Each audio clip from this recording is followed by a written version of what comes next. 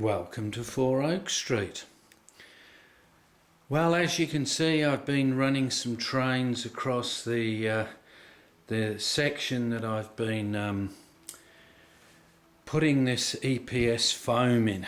But before I talk about that, just like to say a big thank you to Stephen and Alvin Home for featuring my layout on the 2-up layouts that he follows. He couldn't have described my layout any better, and certainly did it justice, and I thank all those subscribers that may have seen the layout for the first time as a result of that. And I'd also like to thank Paul at Wickford for also putting together that group, I suppose, of layouts that he likes in a very different sort of a way, with the old style type commentary, very amusing. And once again, anybody that's come across and subscribed to my layout, that's fantastic. But I think the whole key thing about this is that more and more N-gauge layouts seem to be appearing, which is great for all those N-gauges, because I don't think we compete against each other. We actually compete against other gauges, and obviously the more demand for N-gauge, the better the product we get, the more exposure we get, and it's just great for everyone. So just looking across at what I've done, I've used this EPS foam, and it is fairly messy, and you'll see some rather big holes here. So what I've actually been doing with this is, you can see there's quite a few layers. I've actually put some quite big significant screws in, about 50 60 mil screws, wood screws, which I then take out and then fill the hole with glue, and hopefully that helps it work out. So what I've done here is I have put my 6 mil MDF. I've managed to cut it in such a way to go around this beam here, and try and keep it fairly neat.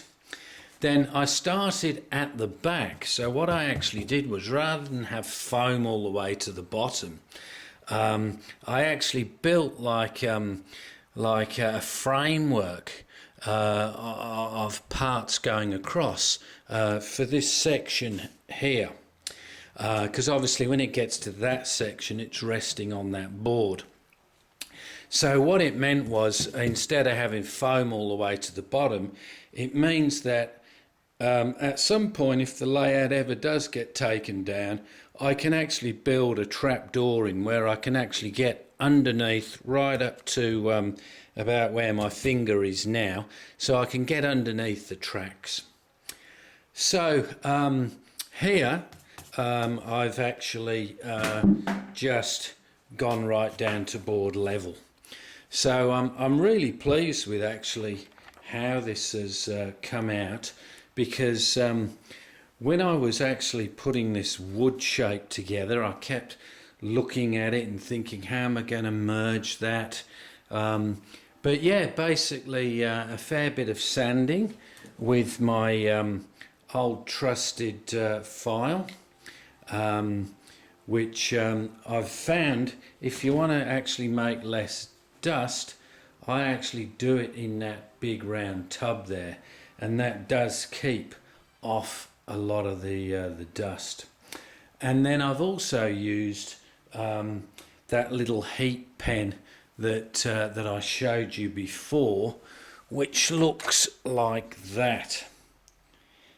Now this is rechargeable, so goes off the computer, has a little light, you hold it on, and that does help.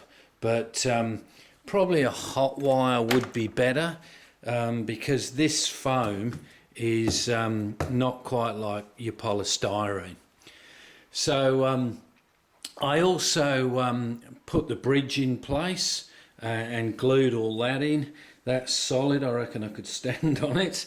And then you'll notice I actually have a like a white section there. So I decided I'm going to have a pub on the corner there, whereby I suppose there'll be a car park and a pub and a fence and people looking over the bridge maybe. So that's pretty much what I've been up to. So a fair bit of woodwork. It's taken me about most of the nights working on it, and then I finished the foam off yesterday. So what I have to do now is bring this down now across this viaduct. So whilst this isn't the actual piece, it would be a piece that will come down, and the viaduct hopefully will look like it's actually been put into the landscape, as opposed to the landscape put around the viaduct. So that's it for this one. Once again, thanks to all people that subscribed. I just find that it's great that people can see the layout without me having to drag it all the way to England to an exhibition or something, or so that's the main thing, and I think it certainly gives you lots of motivation to keep going. And this is a fairly big layout, so I've got plenty to do, as you can see. But yeah, it's certainly great to see some long trains going across, so very happy with that. So thanks all, and see you next time.